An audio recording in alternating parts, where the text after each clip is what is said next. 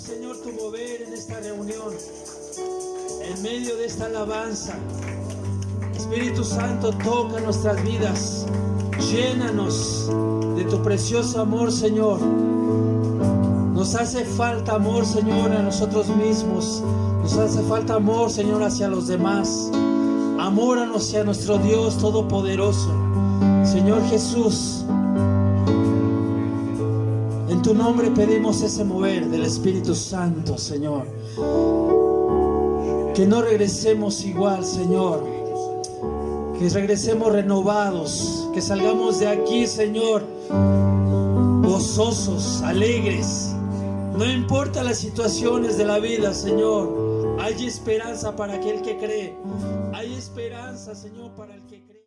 Ya llegó, ya llegó. El Espíritu Santo ya llegó. Lo siento en mis manos, lo siento en mis pies, lo siento en mi alma y en todo mi ser. Lo siento en mis manos, lo siento en mis pies, lo siento en mi alma y en todo mi ser. Ya llegó, ya llegó. El Espíritu Santo ya llegó. Ya llegó, ya llegó. El Espíritu Santo ya llegó. Lo siento en mis manos, lo siento en mis pies, lo siento en mi alma y en todo mi ser. Lo siento en mis manos, lo siento en mis pies, lo siento en mi alma y en todo mi ser. Aquel que se movió, yo la alabo de corazón, yo la alabo con mi voz. Y si me falta la voz, yo la alabo con las manos. Y si me faltan las manos, la alabo con los pies. Y si me faltan los pies, yo la alabo con el alma. Y si me falta el alma, es que ya me fui con el pan. Toda la noche sin parar, cantando alabanza al Señor, diciendo gloria, Él es el Rey.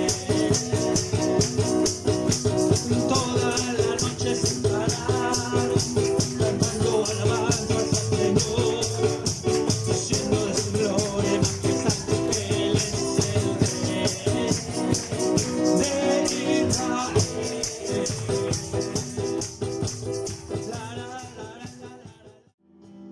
Te adoraré,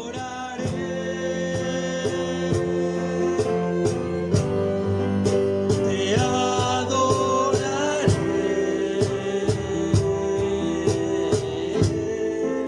Yo vivo por ti, yo vivo por ti y te adoraré.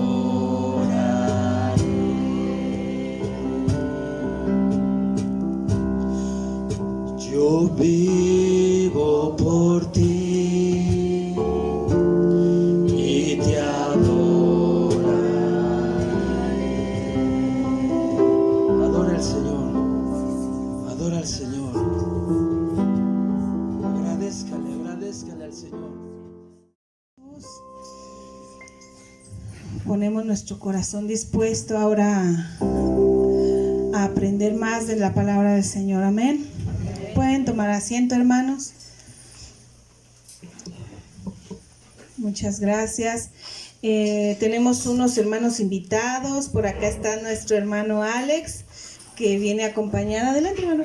Viene acompañado por su esposa, Ana Lilia, y su hijo, Avi. Sí, por allá, ¿quién tenemos, hermanita? Aquí mis vecinitas. Wow, gloria a Dios. Viven en Las Vegas hace 8 días. Sí. Pero gloria a Dios que están aquí. Bendito sea el Señor. Amén. Ahorita vamos a disponer nuestro corazón, nuestros oídos para lo que nuestra hermana Cris nos trae el día de hoy. Amén. Sean bienvenidos todos. Dios les bendice.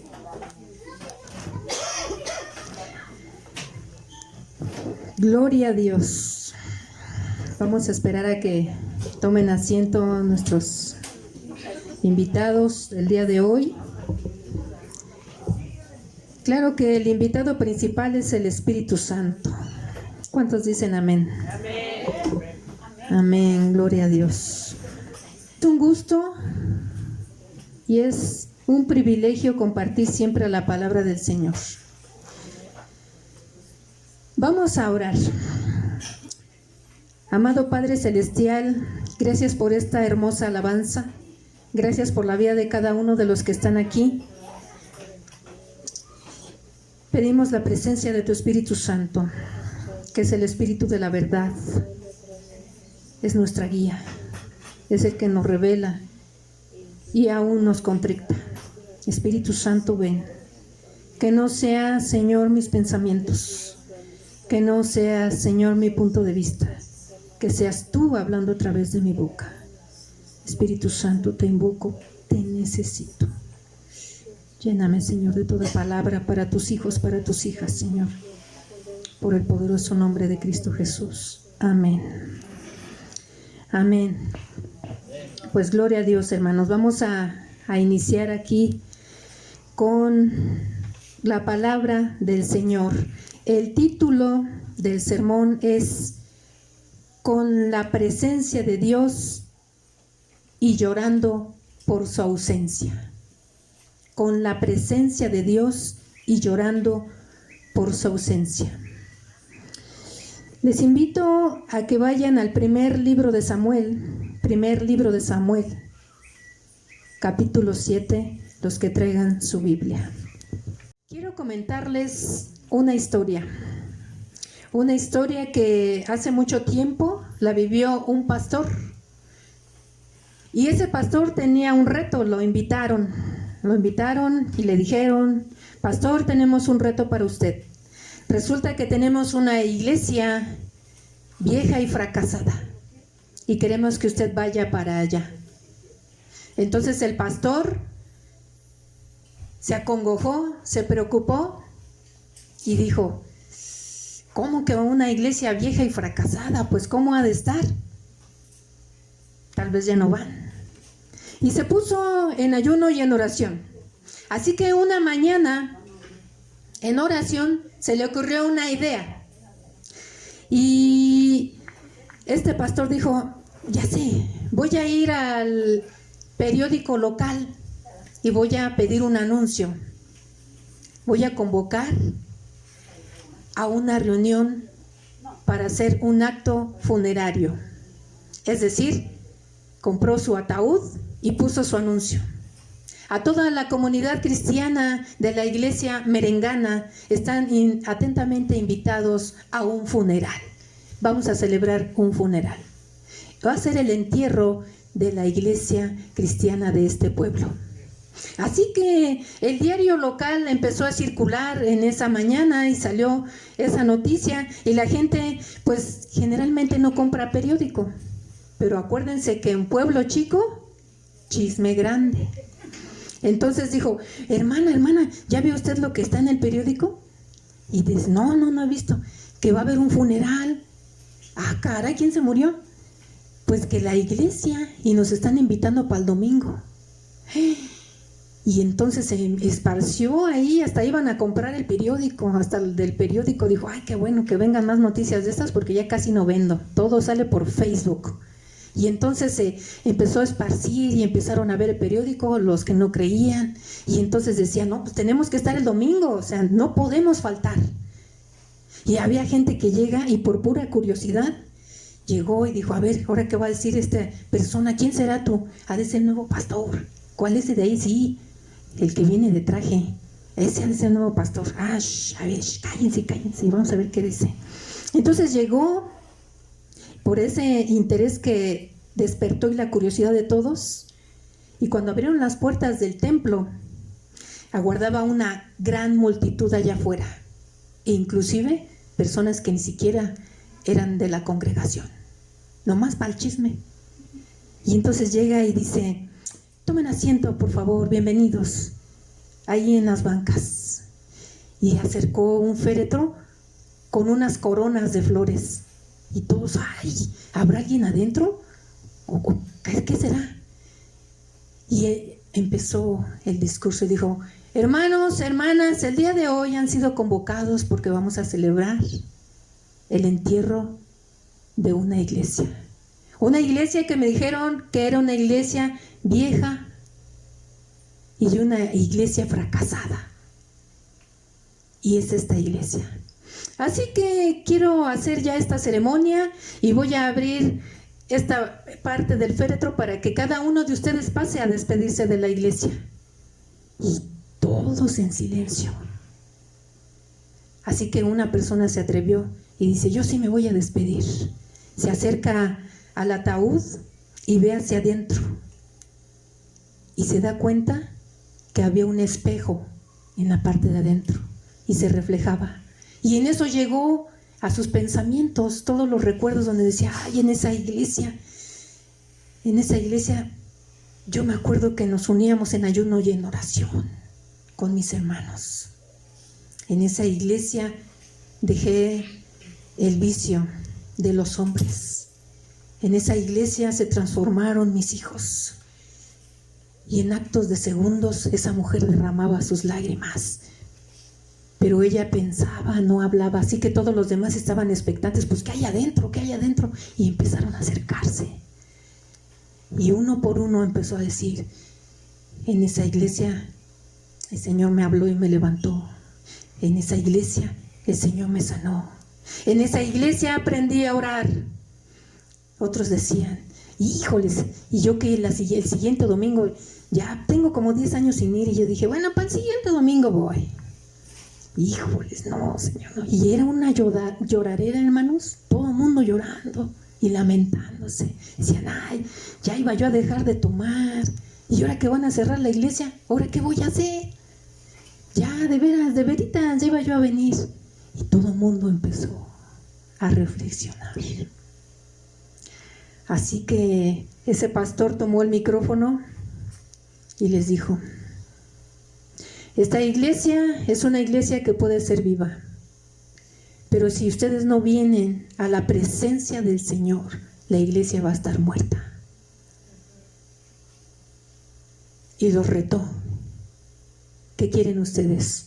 ¿Una iglesia muerta o una iglesia viva? Y ellos escogieron tener una iglesia viva. Esta reflexión es para que nosotros también nos analicemos. Seguramente había gente que sí iba a la iglesia, pero solamente iba y se regresaba a su casa. No predicaba, no compartía. La palabra del Señor no le redarguía. Traíamos mantequilla untada en todo el cuerpo. Todo se nos resbalaba. Así podemos llegar a estar, hermanos, en una iglesia muerta, aunque estemos en donde está la presencia del Señor. Podemos estar llorando y decirle, Señor, ¿en dónde estás? El Señor está aquí, al lado de nuestro. Pero es que no me... Allí está. ¿Qué pasó con nosotros? Que no tenemos la capacidad de distinguir ni la voz del Señor, ni su presencia. Bueno, pues para los que han estado conmigo, he tenido la serie del Arca del Pacto. Tuvimos la primer parte cuando inicia el arca en tiempos de Moisés. El Señor le ordenó que la hiciera y le dio medidas y le dijo qué iba a contener dentro de esa arca para hacer el pacto. ¿Cuál era el propósito del arca? Había un propósito, ahorita vamos para allá, nos vamos a ir a encaminar. Entonces ahora sí, que ya están en el primer libro de Samuel, capítulo 7, versículo 2, yo tengo la versión, traducción, lenguaje actual, y voy a leer. Pónganse de pie, hermanos, vamos a tener esa solemnidad de leer la palabra del Señor de pie.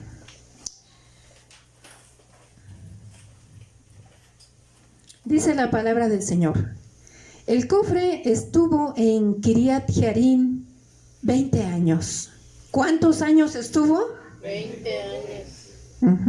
Y toda la gente de Israel se lamentaba o lloraba.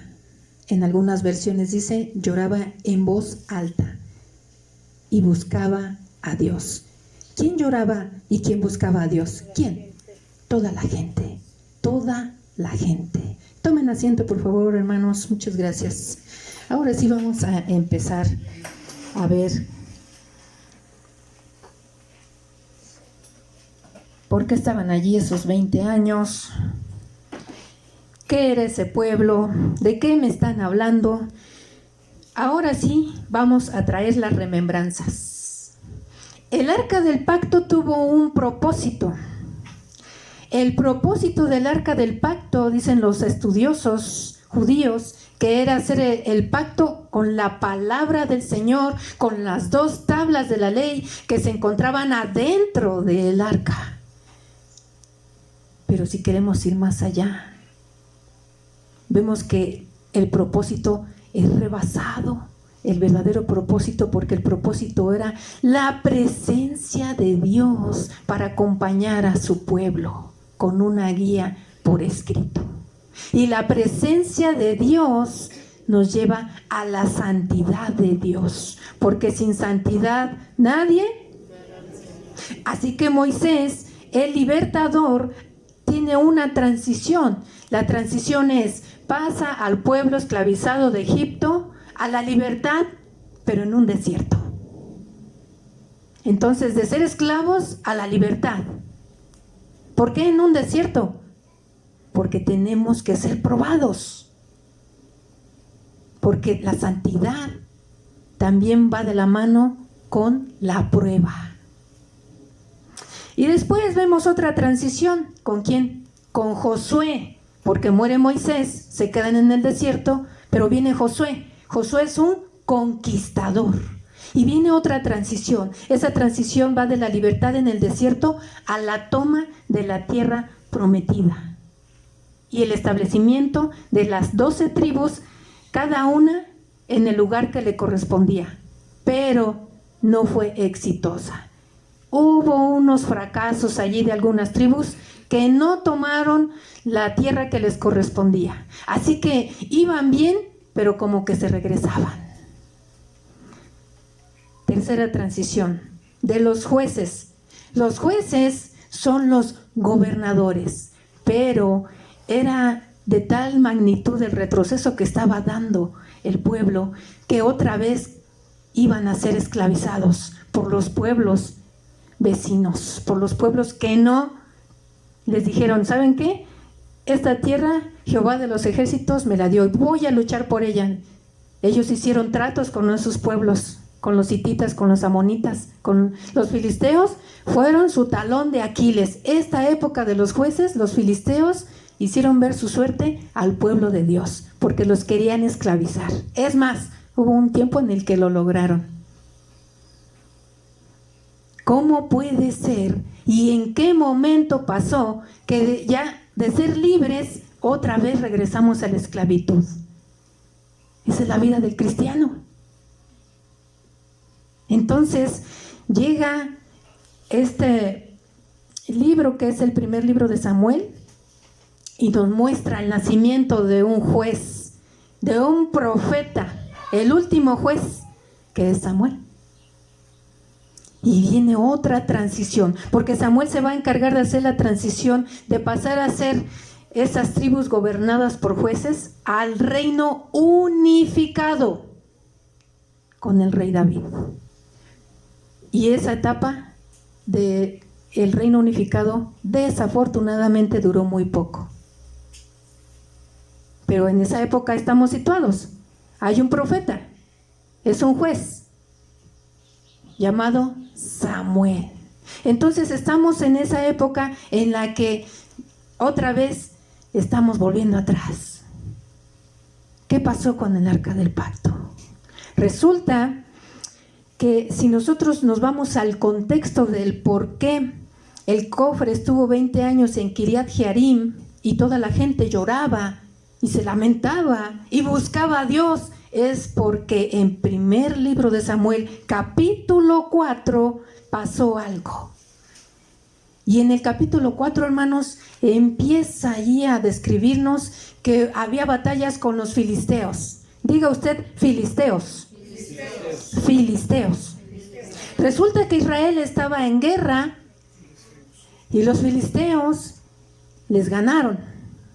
Después, el pueblo de Dios, el pueblo de Israel dice, pero ¿por qué nos están ganando? O sea, no puede ser posible. Yo creo, y se les ocurrió la idea de llevarse el arca del pacto a la guerra, porque ya lo habían hecho antes.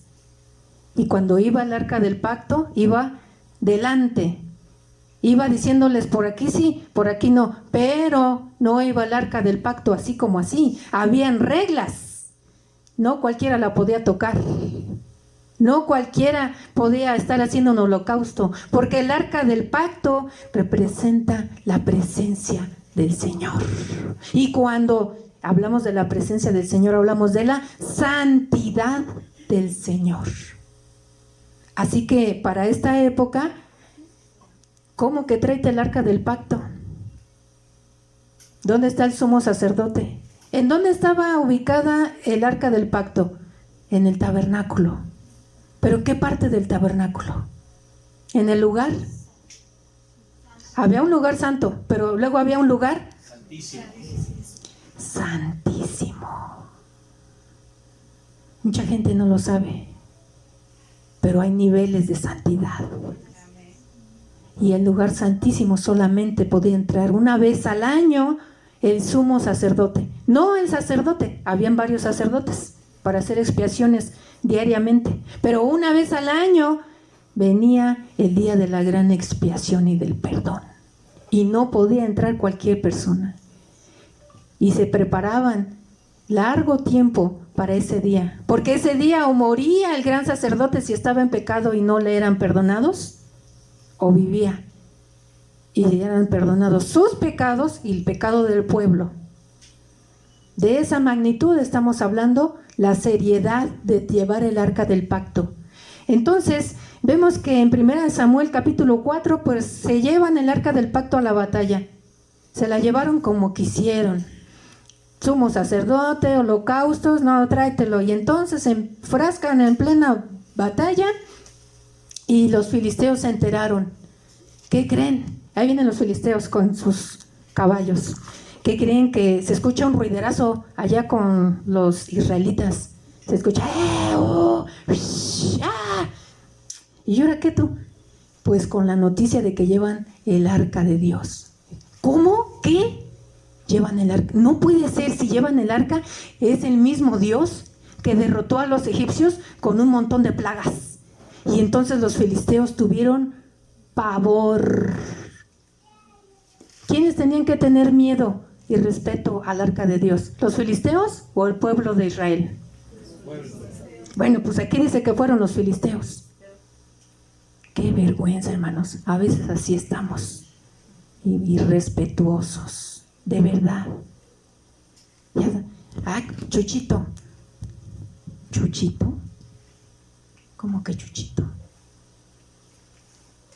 No, hermanos. Perdemos ese respeto y esa reverencia y ese temor santo, porque tenemos un Dios santo. Noticias, hermanos, tenemos un Dios santo. Entonces, ahora sí, 1 Samuel, vayan al capítulo 4, versículo 10. Yo lo voy a leer en la Nueva Traducción Viviente. Versículo 10. Digan amén los que ya llegaron. Amén. Así que los filisteos pelearon con desesperación. ¿Con qué pelearon? Y de nuevo derrotaron a Israel. La matanza fue grande. Ese día murieron 30,000 soldados israelitas. Los sobrevivientes dieron la vuelta y huyeron, cada uno a su carpa. Versículo 11. Entonces los filisteos capturaron el arca de Dios. ¿Qué hicieron los filisteos? Capturaron el arca de Dios. ¡Qué horror! Y mataron a Ofni y Fines, los dos hijos de Elí, que era el sacerdote en aquellos tiempos. ¿Dónde estaba el arca? ¿Con quién estaba? Con los filisteos. Por la gran idea de alguien de que se llevaran el arca de Dios a la guerra. El arca de Dios debería de estar en un lugar, y no era con los filisteos. ¿Qué pasó allí? Pues bien sencillo, que se lo llevan los filisteos, y en el siguiente capítulo dice que los filisteos la fueron a poner en el templo del dios Dagón, Dagón, D-A-G de gato O-N, Dagón, que en aquellos tiempos para ese tipo de pueblos era el dios de la fertilidad, era el dios pescado, porque la mitad de su cuerpo era de pescado y la otra mitad era de un hombre.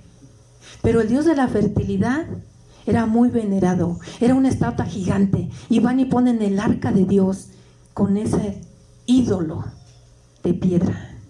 Por supuesto que el arca de Dios humilló ese ídolo, ¡pum! Y cuando entra el arca de Dios, a la segunda se cae, lo derribó. Y los filisteos dicen, ay, ¿cómo? Pues pero si el rey Dagón, pues el rey Dagón está tirado y partido en dos. Ahí está tu rey Dagón. El Señor lo humilló. Pero resulta que durante unos cuantos meses ellos trataron de conservar el arca. Eran necios los filisteos. Si me dicen filistea no me voy a ofender, yo también soy necia. Y les empezaron a salir tumores, unas bolas de carne, y les dolían y les ardían, y la gente empezó a fallecer, a morir. Pero también tenían plaga de ratas. ¿Quién ha tenido ratas en su casa? Levante su mano. Ya sea de 4 patas o, no es cierto, o de 2. Todos. Luego hay ratoncillos que agarran y abren el monedero. Sí. Yo fui una ratoncilla. No, el Señor lo sabe. Luego mi mamá me mandaba a traer jitomate y tortillas, y me iba a las maquinitas y le ponía un peso para jugar. Ahí me volaba yo un peso de tortillas. El Señor lo sabe. Pero resulta que llega una plaga y ya no aguantaban los filisteos. Y en el capítulo siguiente, que es el capítulo 6, entonces dice, después de 7 meses, los filisteos también tenían sacerdotes. Ya en sus creencias de ellos. Y los consultan. ¿Qué hacemos? Está muriendo la gente. Miren nada más los tumores. Y entonces los sacerdotes les dicen, traigan el oro, hagan 5 tumores. Pusieron ahí unas bolas feas, ¿no? Pero de oro.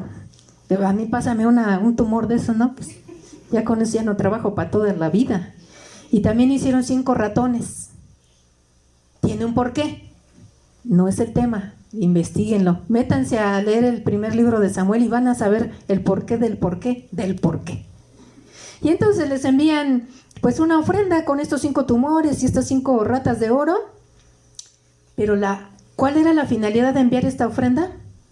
Por respeto al Dios de los israelitas. Así lo dice la palabra, por respeto. ¿Quiénes se suponen que deberían de tener respeto? ¿Los filisteos o el pueblo de Dios? Y lo tenían los filisteos. ¿Hasta dónde hemos llegado, hermanos? Entonces, pues resulta que así fue. Y sí, se les llevaron ahí la ofrenda. Por ahí ya no querían ver el arca ni en pintura. Por ahí lo montaron en un animal, se va al desierto. Y resulta que llega un pueblo de Bet-Semes.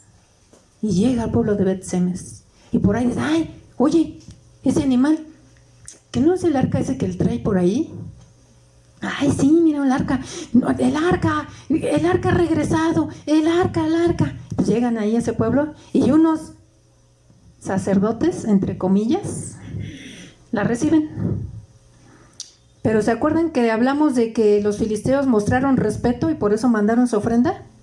Pues resulta que en ese capítulo 6, la gente de Bet-Semes se les ocurrió abrir el arca y mirar lo que había adentro, porque habían visto el oro, habían visto los tumores, habían visto las ratas, y yo creo que lo más probable es que hayan dicho, allá adentro ha de haber más oro, allá adentro ha de haber más oro. Lo que no hicieron los filisteos, un pueblo pagano, tuvieron respeto de no abrir el arca. A los sacerdotes del pueblo de Dios de Bet-Semes tuvieron el atrevimiento de abrir el arca y 70 hombres murieron en el acto. ¿Quiénes se supone que tenían que tener el respeto? El pueblo de Dios. Estamos, hermanos, Yo dicen que, como dice Pablo, pues sí, los pecadores, del cual yo me cuento como la primer pecadora, yo, en primer lugar. Y resulta que entonces tenemos que hacernos unas preguntas, hermanos. Pregunta, Yo me hice estas preguntas, se las voy a hacer a ustedes. ¿Por qué decidieron llevar el arca a la guerra? ¿Por qué creen? Para que los protegiera. ¿Pero qué creen? Que hay algo más aparte de que para que los protegiera. ¿Se acuerdan de que yo les comenté que en Éxodo, y los que gusten ir al libro de Éxodo, y encuentren cómo se especificaron el tratado para llegar al arca, al lugar santísimo, las ofrendas, de qué color iba a ir vestido el sacerdote, cuántos días antes se tenían que preparar? Vayan a Levítico capítulo 16 y 17 también, los que tengan su Biblia en su casa, y se van a ir de espaldas, hermanos. Es una preparación extrema para entrar a hacer un sacrificio en el arca, sobre el arca. ¿Qué creen, hermanos, que hay aquí? Pereza. ¿Qué no es más fácil que vamos a convocar al sumo sacerdote, vamos a prepararnos, vamos a orar en ayuno y en oración, vamos a esperar los días que tengamos que esperar hasta que Dios nos hable y nos diga si vamos a confrontar a los filisteos o nos esperamos? Y hemos caído en eso. Es bien fácil, hermanos, traer la Biblia en la mochila, debajo del brazo. Es bien fácil. ¿Saben qué es difícil? Arrodillarse ante la presencia del Señor. Es bien fácil traer un amuleto. Yo conozco, de hecho, gente que conoce del Señor y todavía traía un frijolito rojo en el monedero, para que le rinda el dinero.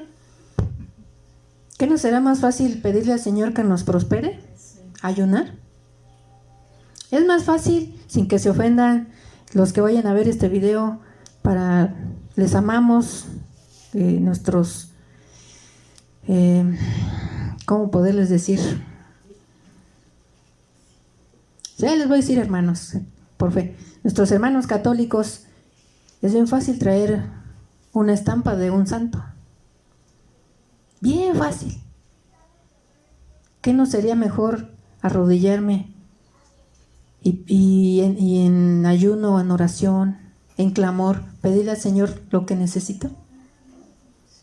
¿Saben que tenemos una tendencia como seres humanos? La ley del menor esfuerzo. Siempre. Es más fácil copiar el examen de mi compañero que ponerme a estudiar. Es más fácil ir a comprar, a ver si no me llueven los jitomatazos o los chiles de esa mata. Es más fácil ir a comprar 1 kilo de tortillas que hacerlas. Pero el sabor no es el mismo, ni la calidad. El ser humano tendemos a ir siempre por lo más fácil, por lo más rápido. Y ellos no se quisieron esperar. Agarraron el arca como un amuleto. Y Dios no es un amuleto. Dios es una persona. Dios quiere un encuentro personal conmigo y contigo. Dios demanda santidad. Y ahí no había santidad. Por eso el Señor permitió que el arca fuera robada, capturada. Creo que recibió más respeto con los filisteos que con su propio pueblo. ¡Qué tristeza! Pregunta 2. ¿Dónde debería de estar el arca del pacto? ¿Por qué la traían de aquí para allá y de allá para acá? ¿Qué no debería de estar en el tabernáculo? En aquellos tiempos el templo estaba en Silo. ¿Qué no debería de estar allí? ¿Qué la traen para acá y para allá? ¿Por qué se la dieron a las personas? Y así queremos traer a nuestro Señor. La santidad del Señor no está en cualquier lugar, hermanos. Otra noticia. La palabra es dura, pero nos va a hacer libres, hermanos. Nos va a hacer libres. Entonces, una vez que ya vimos el contexto y que sabemos qué está pasando en este libro de Samuel, vemos que tenemos un problema. Bueno, son varios. ¿Qué problemas vemos en el texto? El problema es que nosotros como seres humanos y como pueblo de Dios siempre queremos hacer nuestra propia voluntad. Yo creo que mejor tráete el arca. No, pero es que no, tiene que ser el sumo sacerdote y tenemos que prepararnos y hacer los holocaustos y... No tenemos tiempo, ya los filisteos los tenemos aquí, mira. Los filisteos están aquí ya tocando los tambores y las trompetas para la guerra. Ya no tenemos tiempo.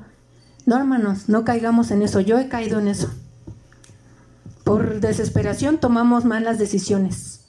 Por no escuchar la voz del Señor, su respuesta, nos hacemos historias en nuestra cabeza mintiéndonos a nosotros mismos y tomamos malas decisiones. Y todavía pensamos que el Señor nos respalda. Es nuestro propio engaño. Ese es un problema que está en este texto. Problema número 2, falta de temor reverente a Jehová. Hermano, hermana, sincerémonos, ¿nosotros tenemos de veras temor reverente? Yo puedo decir que no. Yo hablo por mí. Y lo digo con tristeza. Porque a veces llega uno a la iglesia a sentarse y a lo mejor está por allí el hermano dando la prédica y yo estoy por acá, guaraguara, guiri, guiri, guaraguá.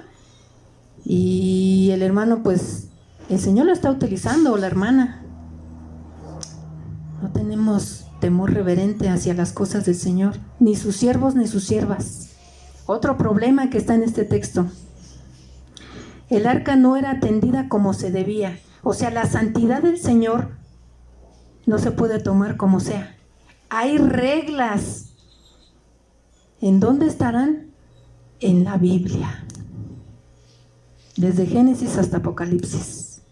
Queremos saber cómo tratar con la santidad del Señor y no morir en el intento. La Biblia. La convivencia con el Señor.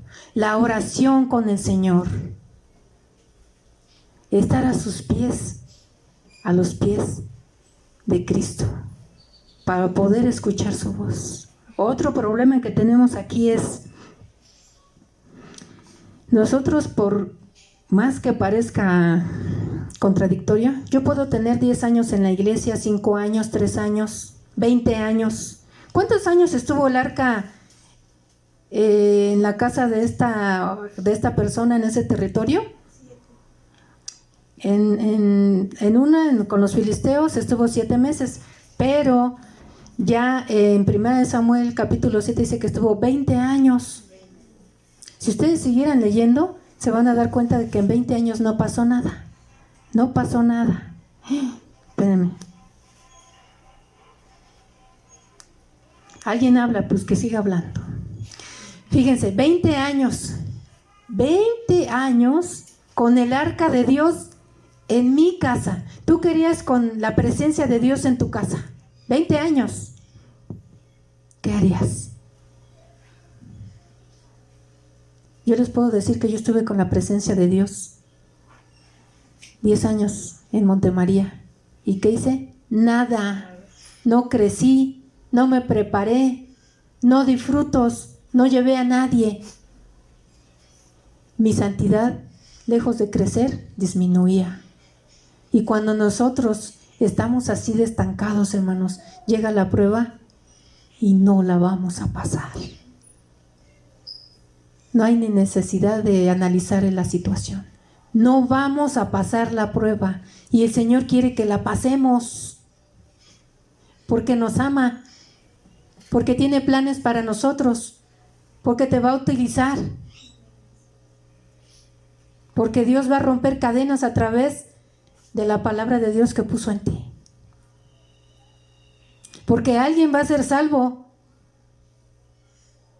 a través de algo que tú ni siquiera sabes que dijiste, porque no fuiste tú, fue el Espíritu Santo que habita en medio de la santidad de su pueblo.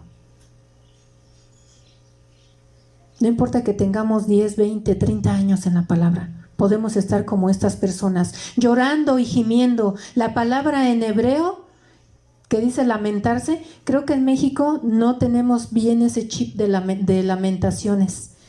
El chip de lamentaciones, a lo mejor me lamento porque vi un billete de a 500 y nadie lo recogió y yo tampoco lo recogí. Me lamento. Oye, se murió mi gato. ¿Cuánto lo lamento? No tenemos el impacto de la palabra del lamento. El lamento en el original hebreo es un llanto gritado. No quería poner este ejemplo, pero lo voy a tener que hacer. ¿Quién se acuerda de la leyenda de La Llorona? ¿Y qué decía? Ese es un lamento. Y si alguien de aquí tuvo una pérdida de un hijo, sabe lo que es un lamento. Si a alguien se le acaba de morir su hermano, su papá, su mamá, sabe lo que es un lamento. Eso es un lamento. Y al leer la palabra, hermanos, de veras a mí se me viene esta parte donde yo no me he lamentado por estar lejos de la presencia del Señor. Me duele reconocerlo, hermanos, pero yo nunca me he lamentado así como dice aquí en el hebreo original, por estar lejos de la presencia del Señor. ¡Qué vergüenza! Pero el Señor lo sabe. Y me duele, hermanos. Eso es lo que tiene que pasar con nosotros cuando estamos tan cerca y tan lejos a la vez. Estamos yendo a la iglesia. Yo he visto personas que los he visto derramando lágrimas, en serio, que yo digo, ay Dios mío, pásenle una cubeta porque ya los pañuelos ya se mojan. Traen los mocos y no sabemos qué trae en su corazón, pero trae un lamento. Yo quisiera estar así cuando me aleje del Señor y avergonzada.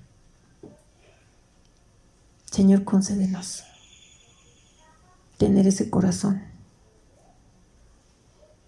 para poder lamentarnos cuando estamos lejos de Él. No es fácil, hermanos. Ya estamos hablando de otro nivel. Hay que hacer un lado mi yo,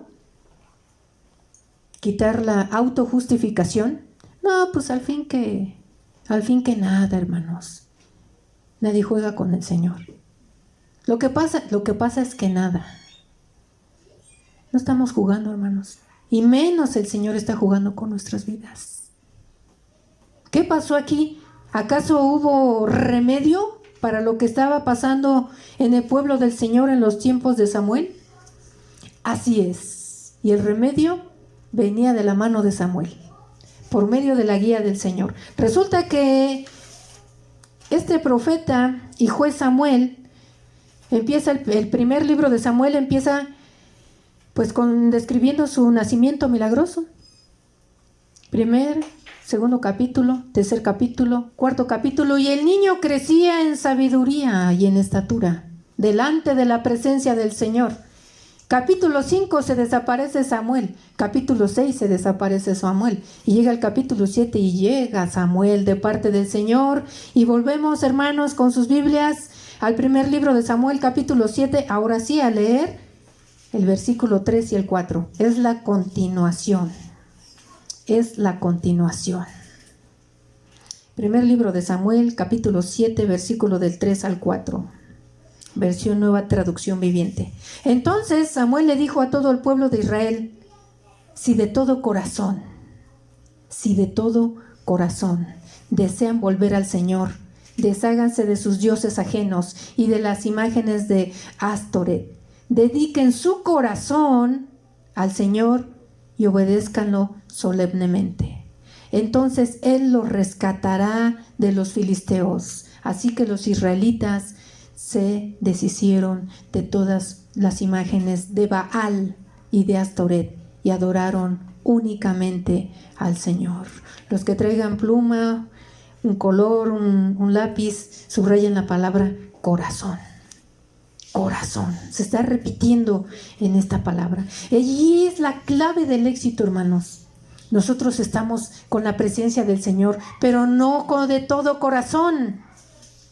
Hay cosas que estamos reservando para nosotros. Hay cosas que nosotros no queremos soltar. Y esos son los Baales, esos dioses ajenos, son las Astoret, que todavía tenemos en nuestro corazón. Y aquí hay un reto que lanza Samuel. Si de todo corazón desean volver, o sea, ¿es en serio, hermanos? Sí. Pues eso quiere decir que es de todo corazón. Si desean volver al Señor, entonces desháganse de sus dioses ajenos. Hermano, hermana, ¿qué es con lo que estamos batallando aún? ¿Qué es con lo que tenemos que tener el suficiente valor? Y decirle: Señor, yo no puedo, pero en el nombre de Jehová de los ejércitos, sí voy a poder. Lo he intentado Tú lo sabes, Señor. Pero en el nombre de Jehová de los ejércitos, sí voy a poder. Amén. Si tu presencia me acompaña, sí voy a poder. Amén. Deja esos dioses. Deja esas diosas. Porque hay hombre y mujer aquí, ¿eh? Cada uno sabe lo que llevamos en nuestro costal. Amén. Amén. Cuando usted regrese a su casa, hermano, hermana, en la intimidad de su habitación, usted sabe cuál es ese Dios y esa diosa que todavía guarda en su corazón. Usted en sus fuerzas no va a poder, pero si la presencia del Señor va con usted, cuando usted menos vea, ya no va a estar allí. Y eso va a ser una pesadilla de la cual va a despertar. Gloria a Dios. Amén. ¿Quién sabe que tenemos un Dios de poder? ¿Quién sabe que tenemos un Dios de amor? Amén. Amén. Pongámonos de pie, hermanos. Pongámonos de pie. Hermano, si usted sabe que de todo corazón no le ha entregado su vida al Señor, estamos en la iglesia, estamos leyendo la Biblia, estamos inclusive dando enseñanzas o como su servidora dando sermones, es momento de que le pidamos al Señor que nos quite esos dioses y diosas de nuestro corazón. Ya no yo, Señor, que sea tu voluntad. Acuérdense de esa alabanza tan preciosa. Cuando miro a tu santidad, todo se aclara. Y hay gozo en el corazón. Y me gozo en hacer tu voluntad, Señor, no la mía. Aquellos que quieran pedirle al Señor que quite esos dioses y diosas, pónganse de pie. Vamos a pedirle al Señor que nos dé la fortaleza, las fuerzas. Que seamos valientes. Amado Cristo Jesús, tu santidad, Señor, la hemos menospreciado. Tu santidad, Señor, la hemos tenido como un amuleto, Señor. Tu presencia no es un amuleto. Tu presencia no es para hacerla de menos.